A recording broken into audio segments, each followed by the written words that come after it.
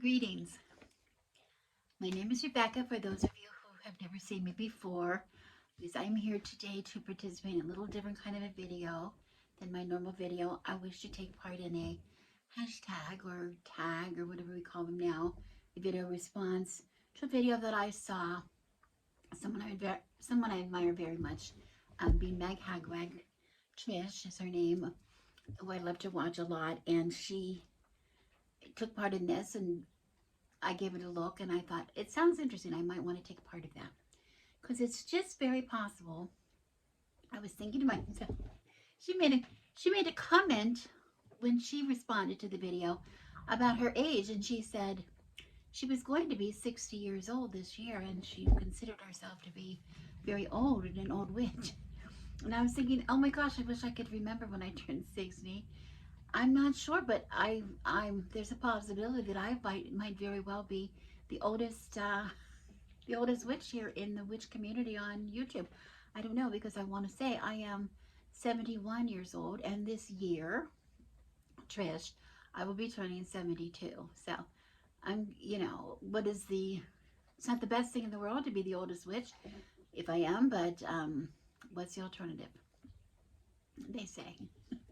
So anyway, I have a little bit of a different perspective maybe than some of the younger women here on the channel and men on the channel. I want to include the men as well, because yes, my channel began as Good Wife, which is the name left over from another hobby that I have, but it became Good Wife at the Crown House several years ago when my husband retired from his business and became a full-time uh, witch here at the Crown House.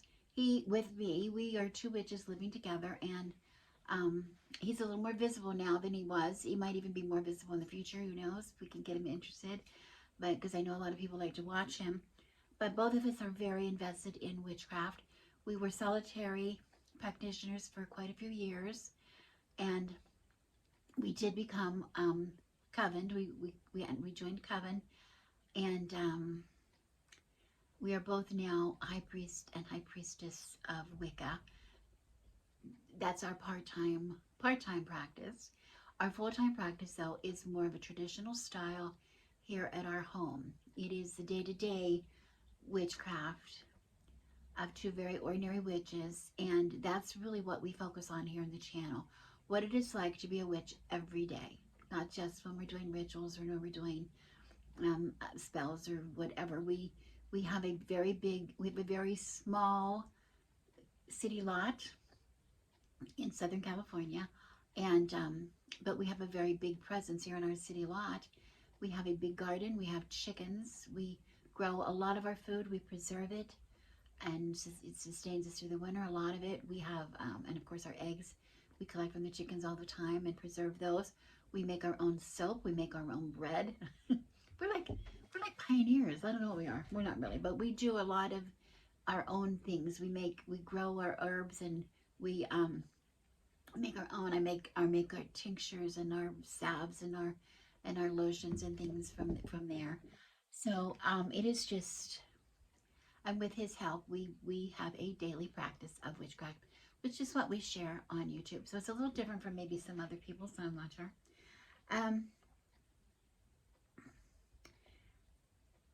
I'm going to do this tag is, or hashtag, I'm not even sure what to call it, but it's divided as like several broad topics and then some points underneath that we could discuss. But topic one is the impact on the community of me, I guess, of me, and maybe the community on me.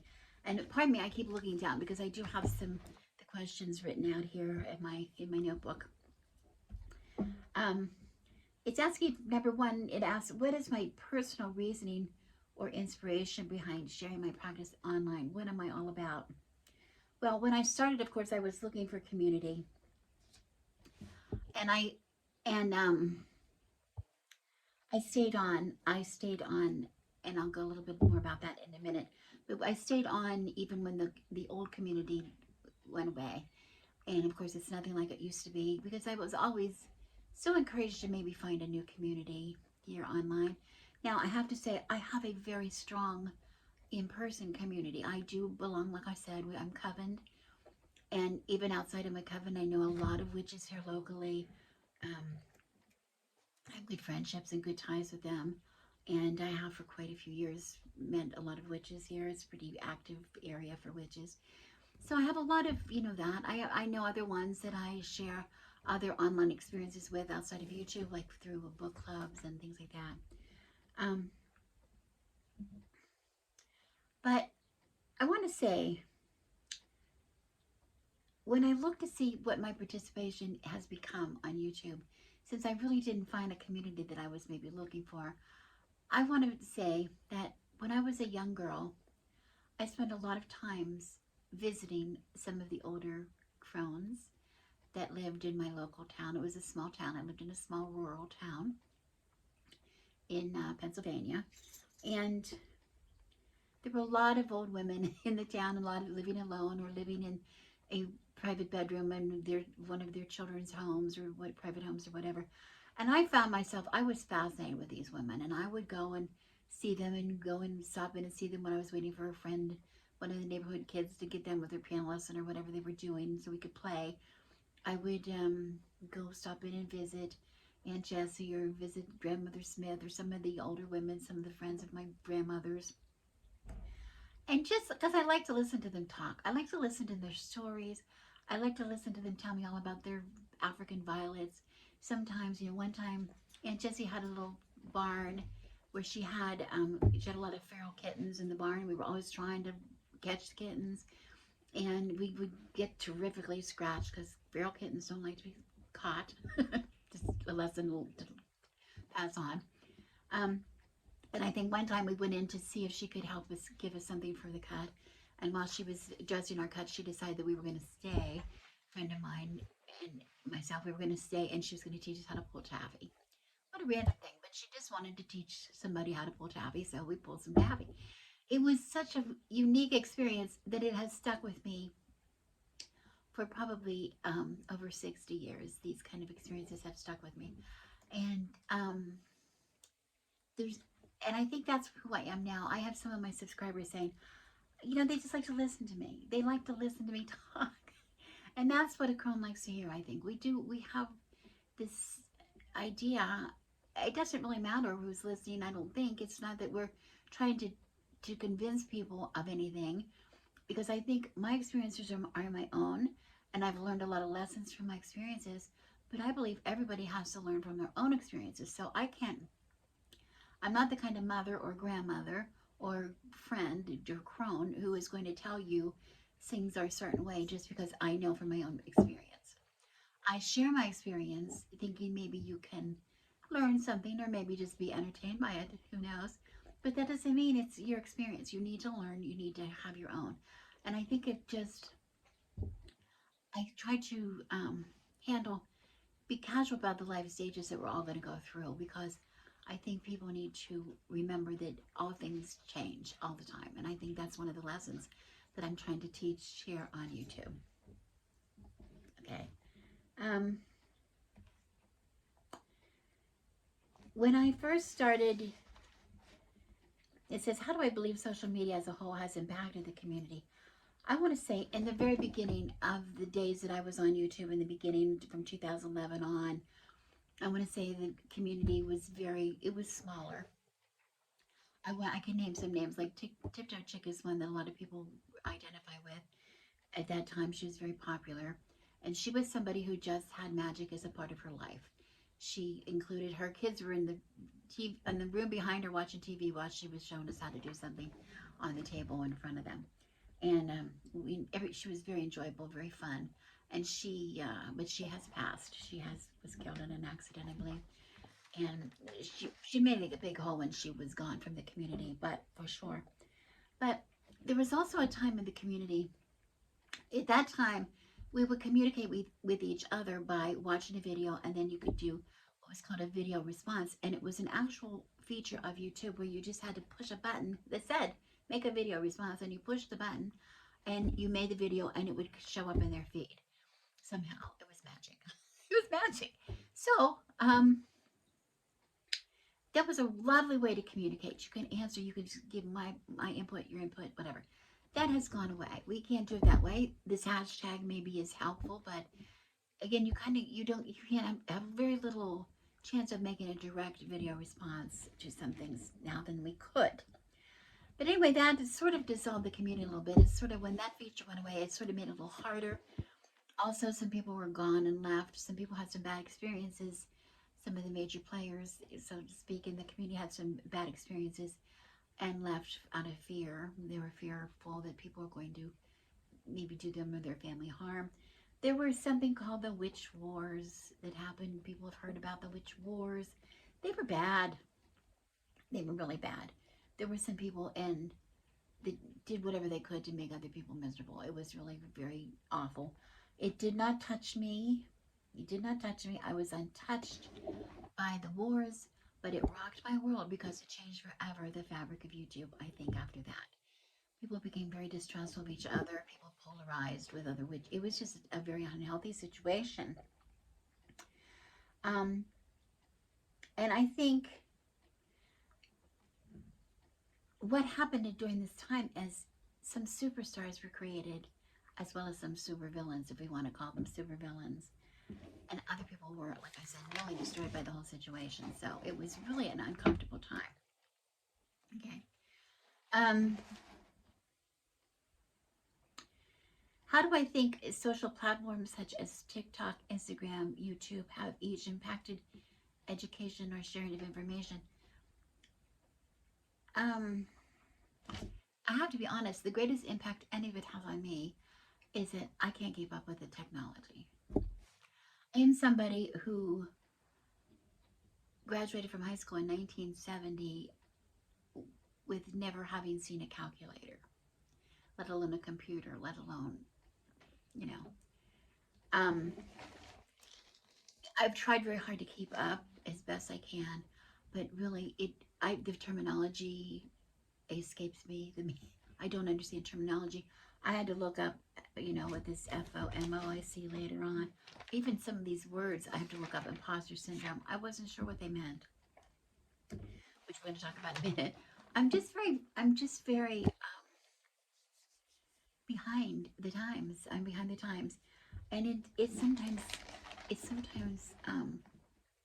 makes it harder for me to share information.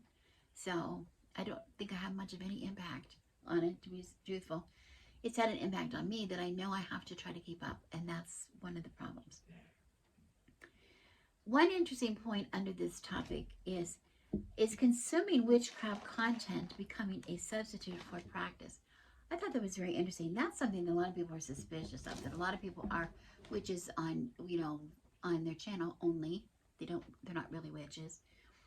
And I do wonder about this. I try not to get involved. It's none of my business. But I do wonder about it, to be honest, when I see a lot of people do video tours of their altars or their altar rooms or whatever. And I see perfectly lined up, exactly identical bottles of herbs that are all they're all this full. Everything's, and there's hundreds and hundreds of bottles. And like, I've been a witch a long time, and I do a lot of stuff, and I don't have that many.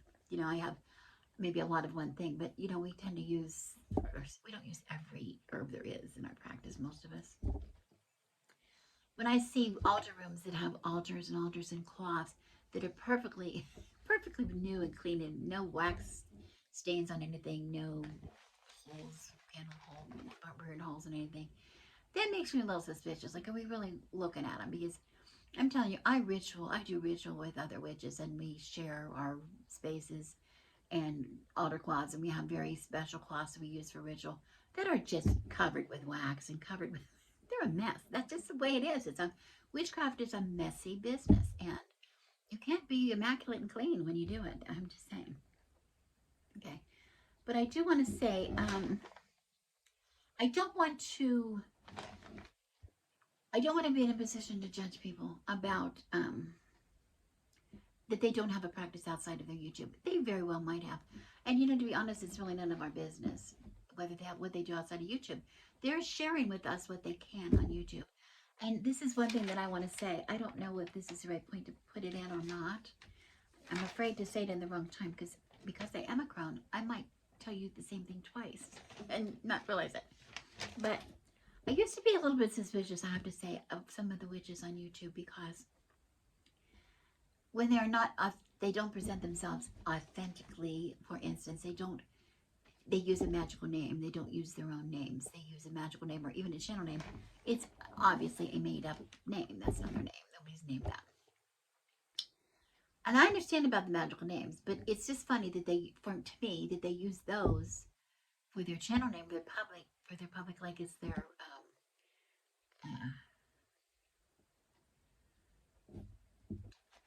it's their stage name rather than their real name.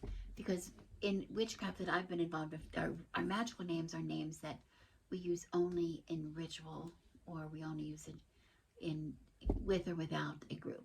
Like even when I was a solitary, I had a name that I called myself in the presence of, the god or goddess or the deities, the spirits, the elements, whatever I was doing. The name I addressed myself was a magical name. In my coven, I have a magical name.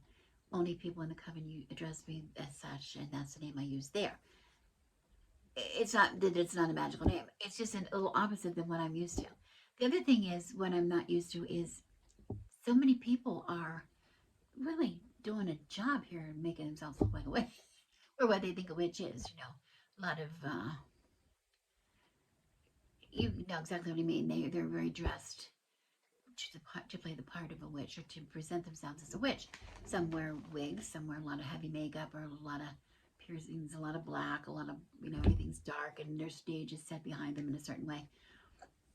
And I used to be a little critical of that, to be honest. Like, why do you think you have to dress up like that to be a witch? I've never seen a witch that looks like that, like a real witch.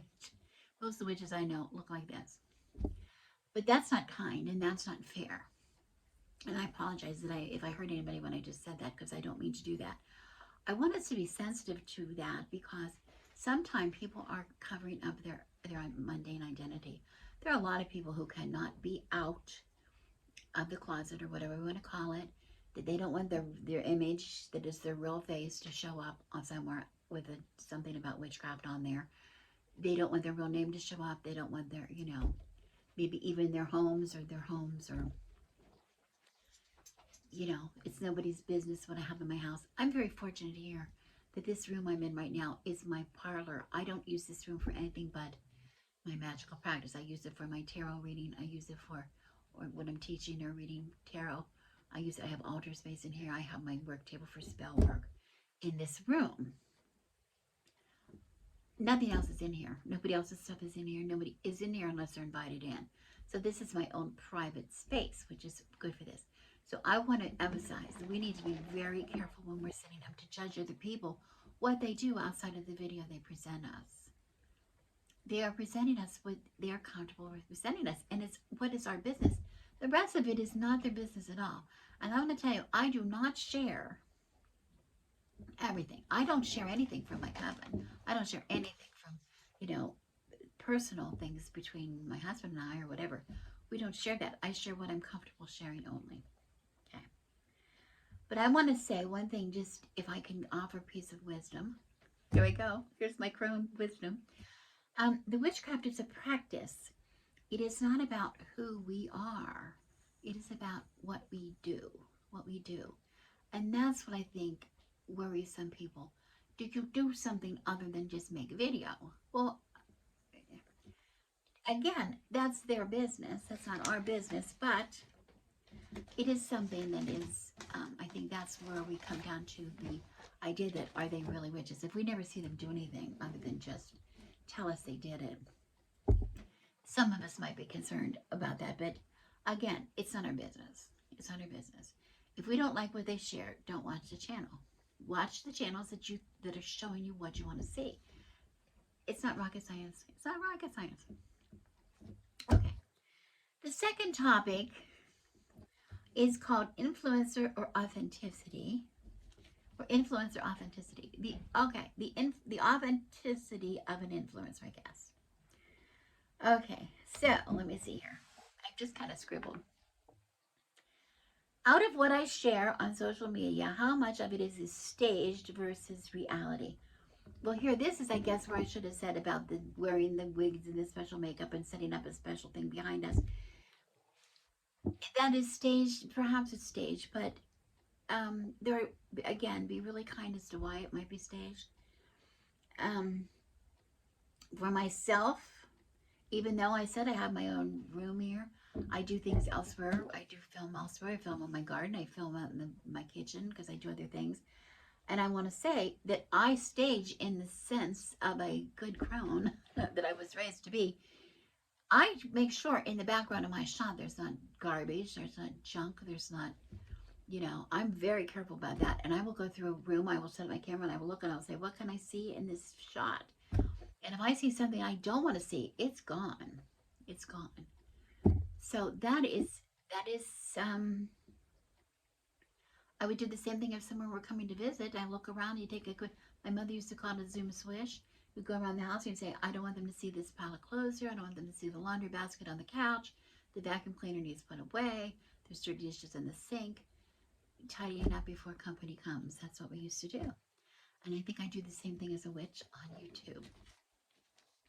But a part about it, about being staged or reality, what is reality? What is reality? I don't, like, again, if somebody is going to put on a certain costume that they feel makes them look witchier and give you a background that makes it look witchier, but they're giving you really good advice and telling you good experiences and relating some experiences or knowledge they have, what is the difference if it is staged or real? It shouldn't make any difference. We need to be able to trust in our judgment. We can trust. You can tell when somebody's just shooting the shit with you.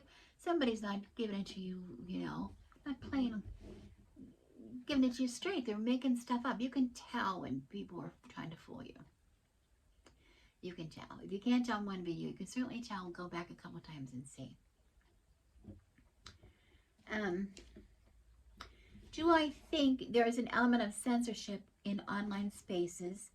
How do I decipher what is appropriate to share online versus what to keep privately?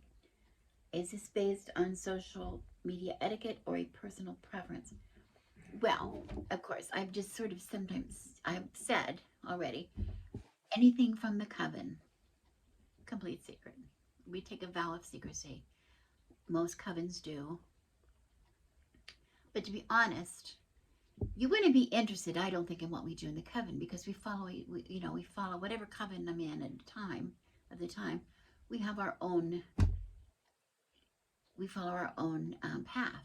The coven has a path. Sometimes it belongs to a bigger umbrella mother coven or whatever, and sometimes it's just completely independent and does its own thing. Covens are different, but whatever covens, however they're different, they are the same in the fact that what they do is for the people that are there only. It's not for other people. It wouldn't mean anything to other people. Okay? But fortunately for you, I can say that for most people, most covens, I think, my experience with covens, they're all kind of alike in a way that you don't have to be in a coven to know what goes on in a coven. You can be a solitary and you can perform exactly pretty much the same way just by working out of books or working from what you see on YouTube or whatever. There's not that much difference in what we do. Okay. But it is not my business. And again, even if I didn't have this vow of secrecy, I could not tell you anyway because it would involve people that are not here. I wouldn't want to tell you somebody else's business who are not here to defend themselves or to tell it yourself. So I have to be very careful what I do say there.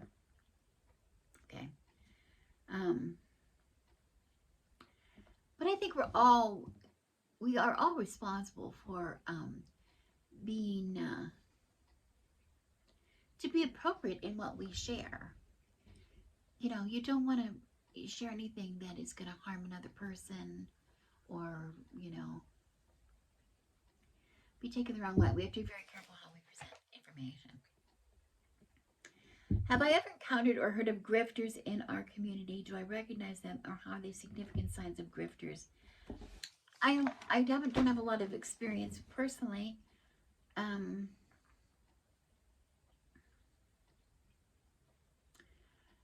Too much because, like I said, I'm a very small channel.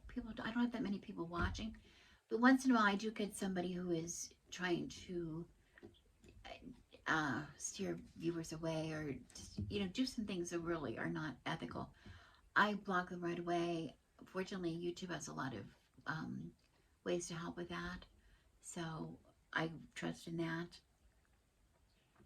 Um, to be honest, I think the biggest problem that we're all facing is it's hard to tell anymore if somebody is real or they're like a robot person. Like the voices, some of them are really good. They sound like a person talking, but are they really? Or, we're looking at things that are all made up of, now you can buy images, B-roll from, the internet that is anything you ever want to show you. Doesn't mean it's something that you did or you have. Or so, people have to just be aware of that. That's just the sign of the times. You have to have judgment. You have to show your judgment. You have to use your judgment. And if somebody tells you something that you think is not true, that if they're trying to give you misinformation or spreading stuff that is just not true and you know it's not true, I would just advise everybody to make sure that if somebody tells you something that is an absolute fact or whatever, check information. We always check. Check a couple sources. Check some different channels, some people you really trust, or check some books that you really trust to see if you can find the information there. You always look for multiple sources. But I think the most authentic channels are practice something which I practice. I try to practice all the time. As I say every video, pretty much when I show people how to do things, I say, this is my way. This is what I do. You do you. You do you. I can show you examples. I show you examples of how I do things or how I might do things to give you ideas. Because people, if you've never done it, you don't know how. People just, that's the truth. New witches don't know how to do things unless you show them some examples. That's why we do it. Whether it's what we really do or what we're staging, it doesn't matter as long as it's authentic. Something they could do for the purpose that they wish. That's what's important. Okay. But make sure that the person that you're listening to is telling you that that is their way, that this is not the way for everybody. It's not always for this. Rosemary is not always for protection. Some people are allergic to rosemary. It's not always a good thing. Not for everybody. It's not a good thing. Some people, they get it, it doesn't do anything for them. You have to know that. You have to know that. You have to try for yourself what is right for you. But you can start with somebody's suggestion and try it. Okay. It asks here now, how does a large following impact the perception of the creator? Does this immediately make them an expert, or are there other assumptions as to why they may have a large following? Excuse me. I want to say, this is, a lot of people are coming on and doing this video and showing you that they're having some tea while they're doing it. It's Saturday night while I'm doing this, and I'm going to have some red wine, because that's what crones have. That's what crones drink. Excuse me.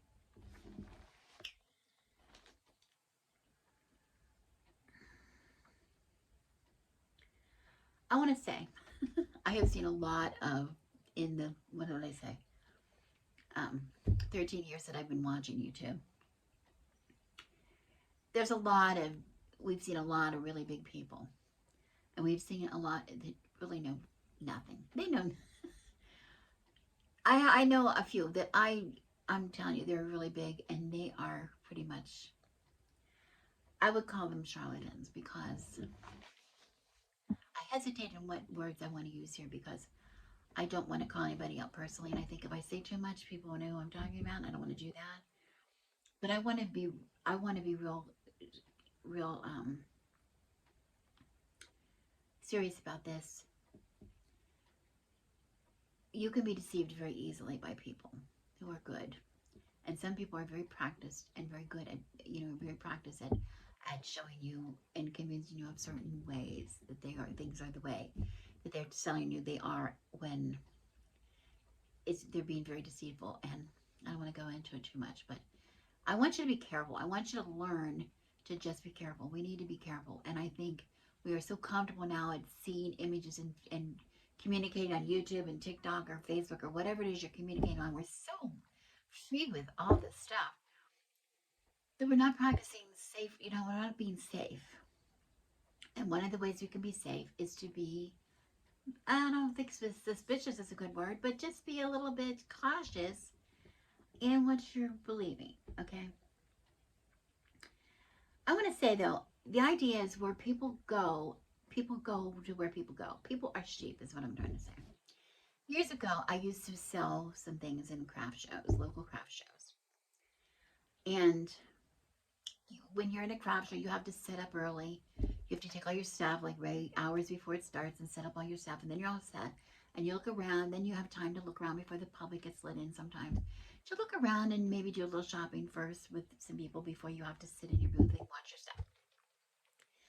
And every time we would go to a couple of different shows that we would go to that were really they were holiday meant to be holiday shows, so they were holiday boutiques where there was going to be a lot of people coming to shop for a purpose.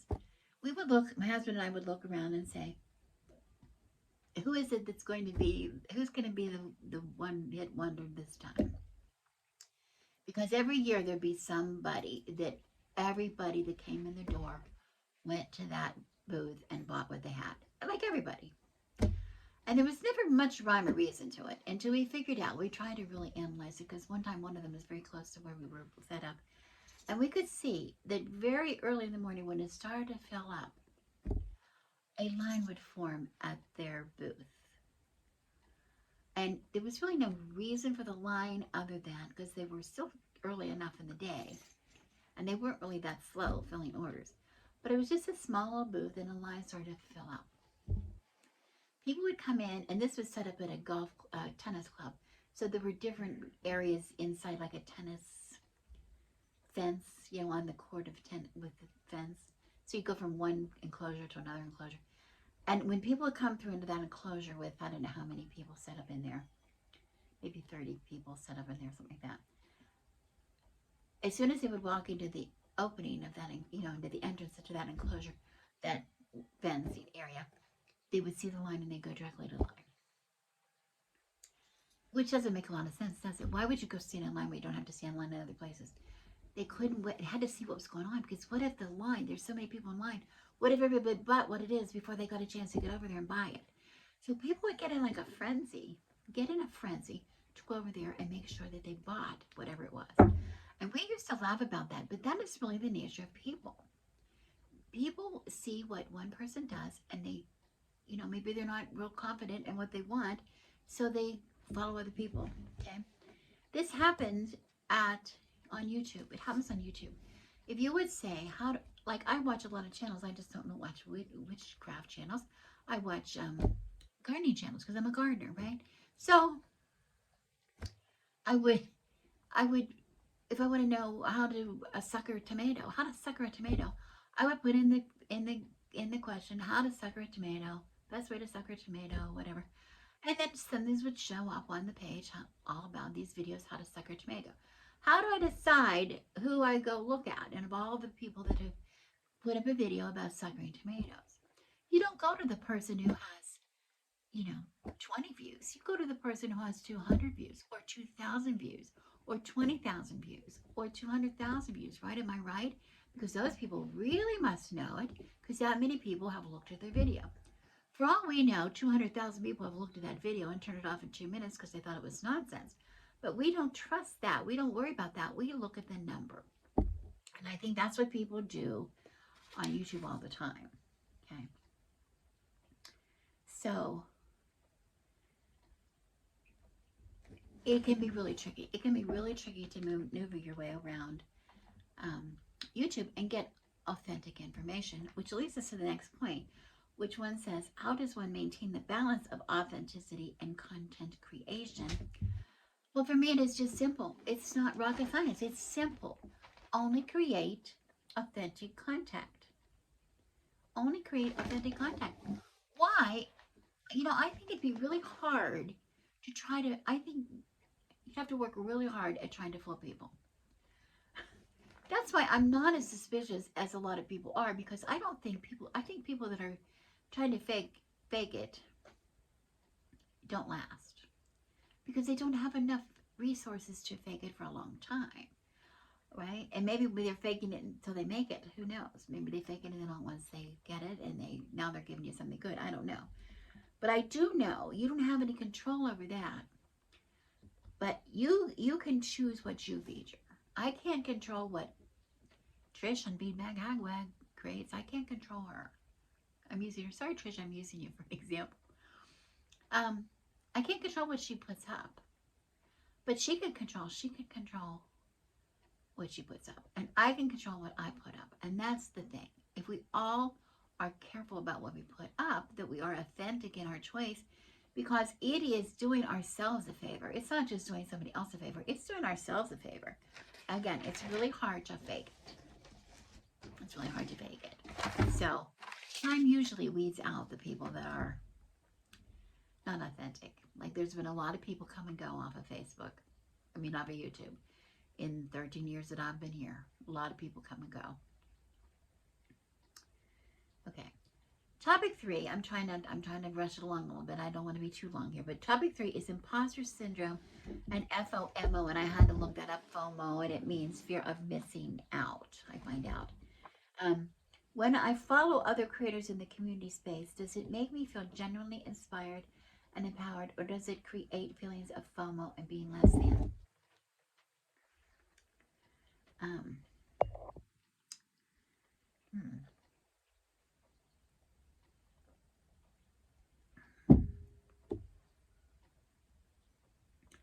I think I'm inspired. I don't know when I would not be inspired. I'm either inspired or not. If I watch somebody and they don't inspire me, I go, yeah, whatever. But I don't. It's not jealousy. It's just maybe it doesn't. Maybe it just doesn't apply to what I do. But I have been a crone, and I'm a crone, and like I said, I'm over 70 years old. People say you can't teach an old dog new tricks. That's bullshit. You can. You can absolutely teach an old dog new tricks. I know I'm being taught new tricks all the time, and not just in witchcraft. I'm teaching. I have been a tarot reader since I was in college. I'm a tarot. I teach tarot and I read tarot, and I want to tell you, I can still learn something every day. You learn something every day. That's what we do. We're here to learn. We're constantly learning. If you think you've learned it all and you haven't, you're fooling yourself. Okay? So I am truly inspired by people. I am truly inspired by people. As far as fear of missing out, I don't worry about fitting in because I don't fit in. Who do I fit in with? I don't fit in with the young witches, the young pretty witches, the young sexy witches, the witches, I don't fit in with those people. They don't, old people get invisible in our society. They turn into, people don't notice us in stores. They don't notice us. They just don't notice us. We become very invisible. And I think the same thing happens on YouTube. I've not been very visible anyway, and so now I'm even less visible. So I'm not part of the in crowd, or I'm not part of the people. So I don't fit in anyway. And truthfully, as a crone, I don't care too much. I mean, I used to care. It used to hurt my feelings a little bit that nobody cared about me. But I want to tell you now, when you get older, I'm just happy to share what I can share. I'm happy that somebody somewhere might hear my video that I put up and get something out of it. Learn something, or enjoy it, or learn what not to do. Learn a lesson or something. When practicing my craft, I find myself comparing what I do to what I've been seeing other people do online. I find that funny because I find a lot of times I will put up a video. I get all excited. I put up the video, see how it's doing. And I'll see like 3 other people put up the exact same video. And they didn't copy me, and I didn't copy them because, it takes a long time to make a video. We have to, by the time we're done editing and everything and get it up, we don't have, I couldn't get it up that fast. So we're not really copying each other. We're just all sharing a certain mindset, I think, is what is happening. We're all reading the room in maybe the same way. And I find that very fascinating. So I kind of enjoy that.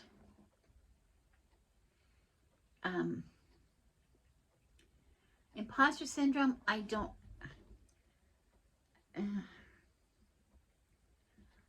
I think that's something that affects younger people.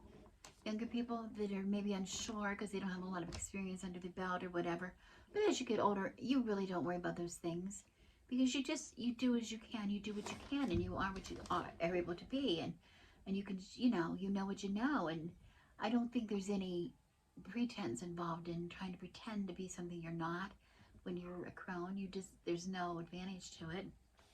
When people come to watch my channel, it's sort of their way of asking me what I think. That's the way I like to look at it anyway. If you didn't want to know what I thought about a certain thing, like if I put up a video on how to, I showed you one day how I make black cat oil. How I make black cat oil. If you weren't interested in how I make black cat oil, you wouldn't come to the channel in the first place. Do you come to my channel going, why does she make it like that? What a stupid witch. Nobody makes it like that. That's just not authentic at all. I don't think anybody takes the time to do that kind of thing. I think that's kind of silly. And it would be very flattering that they would come and spend their time watching me just to diss me. I don't think that's true. I think people that come to watch my channel really sincerely want to know how I do it. But I tell them, this is not the way you have to do it. This is the way I do it. And a lot of people do it differently.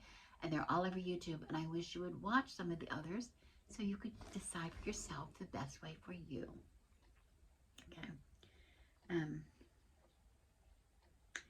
What would my practice look like without the social media influence of other creators? Well, my practice would look the same, for sure. It would look the same because it is the day-to-day. I'm just showing you what it is like for two witches living in a house. We are people, we garden, we have chickens, we have dogs and cats. We make tinctures, we bake bread, we make our own soap, we, make our own, we do everything. We pretty much do everything. I want to tell you, we do a lot of food preserving and we are, like I said, involved in Wicca, as well as what I present on my channel, which is not Wicca, by the way. I'm not presenting Wicca here. It's not Wicca that I'm presenting. It's it's a combination. Most of us are a combination of whatever, eclectic here on YouTube, because we can't really share the ins and outs of personal practice. But one thing that has changed, how my practice has changed, is the look of my channel has changed a bit. Those of you who watch me a long time know I'm trying to get shorter. I used to talk. Some people like to talk. They said, oh, they would put me on and listen to me while they went around their day. Just in the background, rambling in the background. But times change, and YouTube doesn't really help those of us who were not willing to change with it. So the community has also changed. It's different people in the community. The Facebook algorithm has changed. So I'm doing more things. People have a shorter sense of humor, People have a shorter attention span, so I have to make shorter videos. I'm trying to use a little bit more of showing rather than telling, because I think that's a pretty, I know that from my days I spent as a teacher, that it's always more important to show than tell. I'm doing a few things like that. But honestly, I can't keep up with the new people. I just can't do it, and I'm not going to try. Because I'm too old, and I don't get any, I can't afford, new gear, new gadgets, new microphones, and those kind of things. Topic 4, I'm trying to go a little fast. Here I go again. Topic 4 is capitalizing off of the community. Do I consider online communities as equally valid to in-person communities at Asper's? Well, of course they are. They're different. I have some wonderful relationship with online people. I know a lot of people who do ritual online. I think that's fantastic if you can. The alternative is not doing it at all, which is bad. Any way you can get together with people. And didn't we learn that during 2020? Didn't we learn that when we were all quarantined in the 2020, what Zoom did for us? Fantastic. That was one good thing that came out of that. Because I have friendships now that I just absolutely cherish from people in different parts of the world that I would never have known before. How have online occult witchcraft communities impacted me as a person and practitioner? Well, again, I am not in a community. That's, I think, what I'm leaving you with today. Even though I would love to consider myself a part of the witch community here on YouTube, I am not known. Nobody knows who I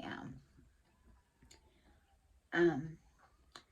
And I'm going to give you a good example of this too. I have posted over 400 videos, and of those 400 videos, 1/3 of them have been tarot related. I have done a lot of tarot readings and tarot teachings here on YouTube. And I am not known at all in the tarot community, and I've been trying to get some kind of contact into the tarot community here on YouTube pretty much the whole time I've been on YouTube, and nobody's interested. I'm nobody. I'm dead to them. They don't know me. They don't care about me, because I'll tell you why. And it's not the person. I can't take it really personally, but I think one of the reasons is most of the tarot community here is involved with people that are collectors of tarot decks. I'm not a collector. I'm a reader and a teacher, and I include tarot in my life all the time as a regular form of divination. I use it constantly. And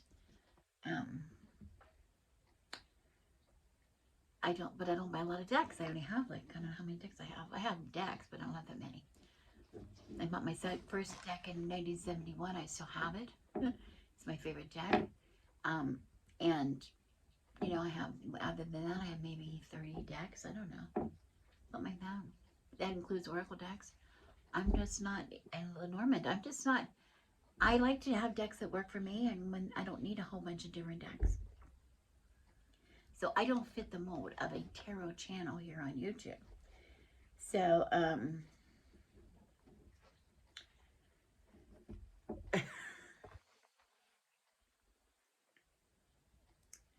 so how's it impacted me as a practitioner? It hasn't. It hasn't, really. What are some of the dangers of the current phenomenon of capitalizing on the witchy community, and have I been personally affected by this, or have I witnessed someone else affected? I'm not exactly sure what that means to me. I don't know, but the next part, it sort of speaks to me in a way. Should there be paywalled communities and online courses? I think they mean Patreon, things like that. Well, yes, they have. People have a right to do that. Of course they do. And I don't do Patreon, and I would never pay Patreon to watch people's videos. But I can watch other people's videos for free. I just don't. It's not that important to me. But I want to say, I want people to understand, if you are watching this and you are not a contributor on YouTube here, a creator, it is expensive. It's expensive to make videos. You have to have a camera, at least, like, you know, I used my computer for a long time. Now and then I had a camera which really got really old and dated, and the picture was horrible. I now do most of my stuff on my phone, but this is an iPhone. iPhones are not cheap. They're expensive. And then you have to edit your video. Then you have to, there's so many things that you have to spend money for. And now I have subscribers and people watching me who are telling me I need a mic and I need this, and they're always criticizing my videos because they're not made well enough. It takes money to pay for those things. And I want to tell you, I've never made a penny off of YouTube. I've never made a penny off of YouTube. So people who are able to do that, I find that's really smart. If you can make money, if you can have people pay you on Patreon or pay you for whatever online classes. Now I have taught some classes. I do teach tarot classes. I've taught them in the past, and I've taught a few workshops which were for pay. But I have to say, the tarot classes of my tarot classes, I added this up because I wanted to be, I wanted to speak truth, the truth, that I have offered here on my channel 2,652 hours of free tarot lessons for people here who watch my channel. These are tarot lessons. I teach you how to read court cards. I teach you, turn a spread into a reading. I teach you so many things, and how to learn with and the point to that is, that this goes along with the second one. How does it ensure the authenticity of courses or workshops or memberships as a financial investment. If you, the people that have taken my classes, my tarot classes, I've pretty much 100%, with the exception of maybe one or two people, have been people that watch me on YouTube. So they know, they have almost 3,000 hours of examples of how I read tarot and how I would teach for them to take the class. They know what they're getting long before they get it. And I have never had anybody take the first half of my tarot sessions without signing up for the second half as well. And I'm returning students all the time. So I have proven over and over again that, you know, they're worth the money. They're worth the investment. Okay, finally I'm to the conclusions. I'm to the very end, which is the conclusions. And these are things for the future, ideas for the future, perhaps, suggestions. And the first one is, what are some topics of conversation I'd like to see more of in the community? I really would like to see magic out of the room, out of the house, out of your parlor. Take your magic outside. Take your magic for a walk. Show me how you deal with magic in life outside of your ritual, outside of your your spells, your ritual tables, whatever that you use. What do you do with the magic as a part of your life? What part does magic play in your everyday life? I would like to see more of that. What are my community needs? Of course, if there's anybody old like me out there, I'd like to see you. I think I would like all the younger people to know that old people, crones, have a very important voice in this community. And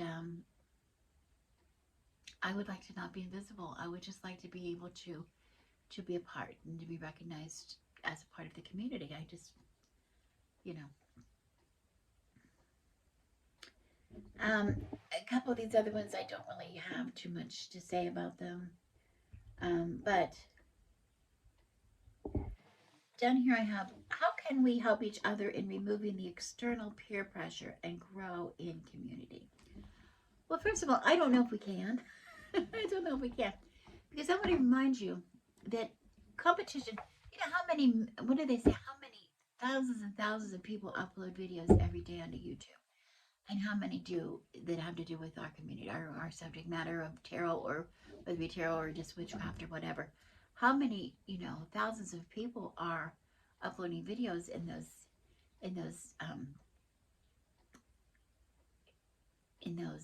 areas, right? So we are, in a sense, we're competition with each other. So that's just gonna, and whether we mean it or not, we can uphold each other, yes. But I want to say, we're also, more importantly, we're in competition with people who are on here for profit. You can tell the difference between a channel that is really for profit, that they're raking in the money, and they're doing it for money, and they're following certain things that is completely for the money. And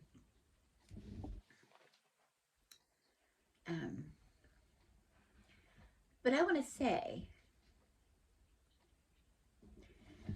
there's a couple of things that happen that is very close to what I see in other areas on YouTube. And because as a farmer, as somebody who is prepares and we are not only grow our food, but we preserve our food. We preserve all for we do canning and dehydrating and fermenting and things like that, and making vinegars. And so there's communities of people who do that, who have nothing to do with witchcraft, and I'm not a part of those communities either, because I'm not. Most of those are very the ones that I watch anyway, most of those are very evangelically Christian people that have kind of separated themselves from society and gone off and lived in their own little homesteads or whatever. But they have a lot to teach, and I do like to learn from them, but they have nothing in common with me personally. But I see this happening there, and I see it happening in the witch community or the tarot community everywhere. This thing that happens where one person puts up a video, and then, like I just said, I said it a little bit of time before, and everybody puts up a video on that same subject. That's because that is what the time is calling for. That we're reading the room. We're all reading the room in the same way. So In one case, that could weaken the community. One thing that they have done in this homesteading or prepping community to, to counteract the effect of everybody's competing with the same video is they have divided up the year pretty much in months, where every month is something. Like in January, they do Canuary. During Canuary, you have to use meals, make meals, prepare meals that come from your stored your cans, the things that you have canned. Like you have to make meals, prepare meals out of those things instead of buying fresh fruits and vegetables and meats and things. Everything that's your meals come from those things. Anyway, it's some kind of a subject. They come up with a subject, and then for every day of the month, they have a different channel. Somebody in the different channel put up a video on that subject. And then what they do is kill two birds with one stone. They provide a lot of information for subscribers of all the channels, but also they are introducing their subscribers, everybody, to each other. And sometimes they even have a giveaway where there's some kind of a giveaway prize for people who are commenting. You have to be subscribed to the channel and you have to be commenting, whatever. That's a lot of technical stuff that I don't know that we would be interested in doing, but I like the idea of collaborating with other channels rather than just competing with other channels. I really, really like that. And I think that is one of the ways that we can avoid the pressure or the competition that is inevitable in this kind of a thing. And it will help create a community. That is creating a community instead of destroying a community, which some competitions might do. Okay, I don't have a whole lot else to say here.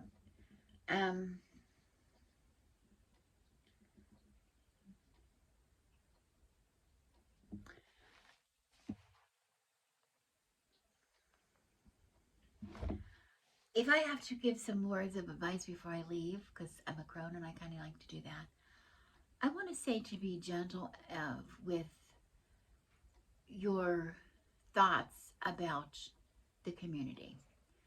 It is really easy for things to turn really ugly. And those of us who have been around, and I know there's other people that are even involved in this challenge who have been around since they date as long as I have in the past. Maybe not as old as I am, but they have been around that long. And they know what it was like during the witch wars and things like that. And they know what it was like to really have a community and to lose it. And anything that we can do to build ourselves up rather than tear ourselves down is beneficial to all of us. Right? I'm not interested in tearing somebody down or to accuse somebody of being inauthentic or not really being a witch because, or not really doing magic because. I am more interested in building up those who do their best to show people that magic is a way of life. Witchcraft is a way of life. It is, again, not who we are, but what we do that makes us a witch. And magic is everywhere. It is not just on your altar. It is not just in your tarot deck. It is not just in your witch cupboard, right? It is everywhere. It is everywhere. And I think we need to embrace that. We need to embrace that. It's a wonderful gift. Being a witch and being able to say that you're a witch and to share your ideas with other witches is a wonderful gift that we should not take for granted. Okay. Thank you so much for watching me. If you have watched, I appreciate you spending the time watching. Again, I would love it very much if you would go and look at some of the other responses to this hashtag, because you can see some really good channels, and I welcome your comments. I am Rebecca, and also known as Good Wife at the Crone House, and I wish you blessings.